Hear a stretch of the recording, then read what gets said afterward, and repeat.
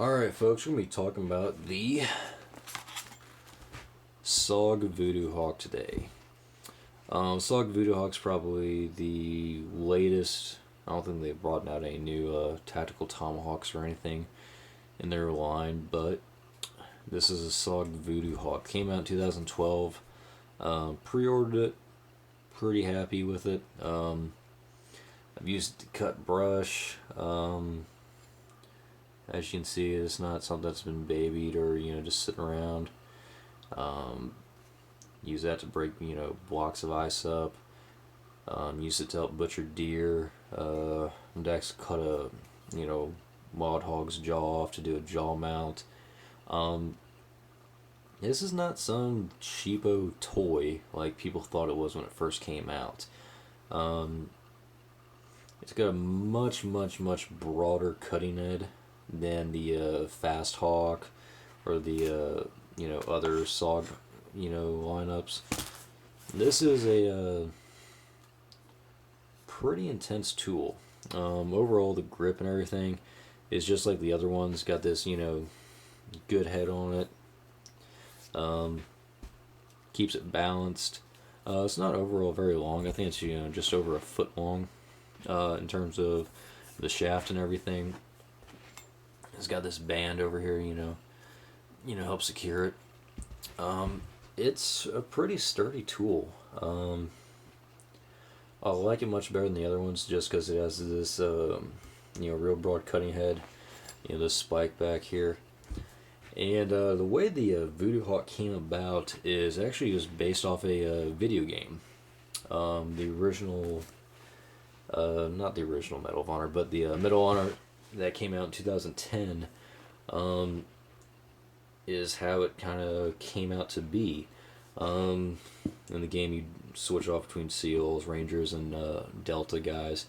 And there's a SEAL named Voodoo, and in one of the missions, I think it's like the second mission, you're capturing an airfield, he gets in a hand-to-hand combat situation with the Taliban, and he has a tomahawk on him. It never specifies where it's exactly this one or not, but it's probably one of the most hardcore, most badass fucking displays of fuck yeah America, fuck Taliban, ever. Just completely beats the shit out of this guy, then hacks him to death with a tomahawk. So when Medal of Honor Warfighter came around, they decided to make the Voodoo Hawk. They teamed up with Medal of Honor. They created this. Medal of Honor Warfighter did a lot of marketing. They had LaRue, Daniel Defense, companies that actually don't make specific weapons for the military, but they featured their rifles in there. They had, aim point, Trichcon, Magpul. You could, actually get the real names and parts and, put onto your gun and everything, which was really cool. It was a great marketing tool. But this was the melee weapon in that video game, and in real life, it's a pretty fucking badass tool. It's a great overall hatchet, tomahawk, whatever you want to call it. You can actually use it for more stuff, in my opinion, because of this broader cutting head. You got a pretty good amount of weight to it. If there's ever a zombie apocalypse, this thing's going to be, pretty gnarly for taking out zombie brains. It's a pretty nice little tool. It is actually functional. It's not just something that, they came up with a video game. Oh, let's make this. It actually is a really cool piece of equipment. Like it a lot.